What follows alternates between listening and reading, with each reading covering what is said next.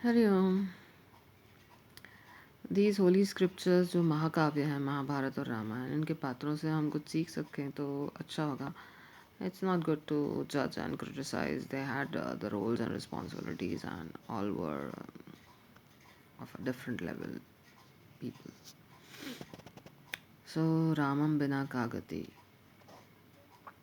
राम जी की शरण लेने में ही बुद्धिमत्ता है।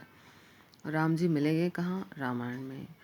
रामायण में राम जी को ढूंढ लो, रामायण को पढ़ो, रामायण घर में रखो, चिंतन करो, राम जी इसी में मिलेंगे।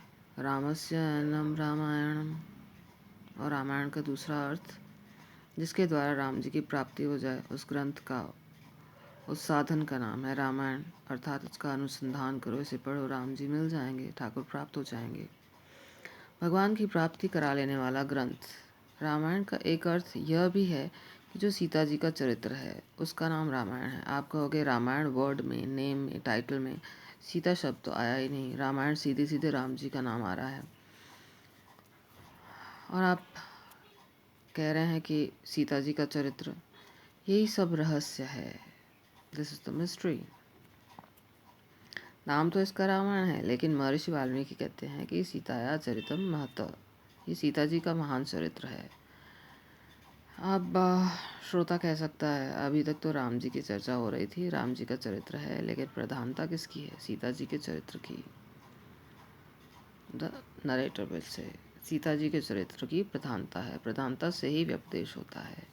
जैसे सोने का आभूषण बनता है, उसमें कुछ मिलावट भी की जाती है, लेकिन अधिकता सोने की है, इसलिए कहते हैं सोने का है। इसलिए अधिकता जिसकी होती है उसी के नाम से व्यवहार होता है। प्रधानता सीता जी के चरित्र की महर्षि वाल्मीकि कहते हैं। ये संपूर्ण रामायण 24,000 श्लोक में निबद्ध है। सीता जी का महान चरित्र कैसे, इसके अर्थ का चिंतन कर लेते हैं। रमा के चरित्र के अर्थ को कहते हैं राम। रमा माने सीता।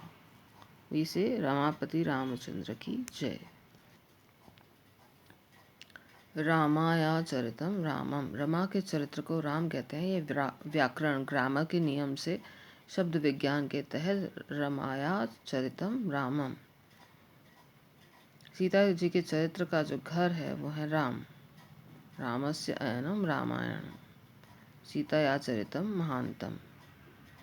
ऐसा दिव्य सीता जी का चरित्र रामायण, इसका प्रारंभ बड़ा अद्भुत है। इस ग्रंथ की एक विशेषता बताते चले कि जितने ग्रंथ हैं उन सभी ग्रंथों के प्रारंभ में मंगलाचरण किया जाता है। जैसे आप श्री रामचरितमानस पढ़ते हैं तो श्री गोस्वामी जी तुलसीदास ने मंगलाचरण किया है अनेक श्लोकों में।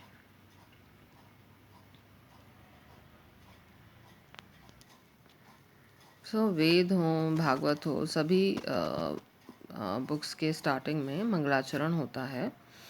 बट वाल्मीकि जी ने विचार किया कि जो सबके मंगल हैं, अमंगलहारी हैं, उनकी कथा में मंगलाचरण की आवश्यकता ही नहीं है। यहाँ अमंगल की आशंका ही नहीं है। जो देवताओं के भी दैवत हैं, देवता पवित्र को भी पवित्र करने वाले हैं, जो मंगल का भी मंगल करने वाले हैं, ऐसे मंगल भवन अमंगलहारी परमात्मा श्री राम, उनकी कथा ही सारे जगत का मंगल करने वाली है, तो मंगलाचरण की जरूरत ही नहीं है। हरिओम।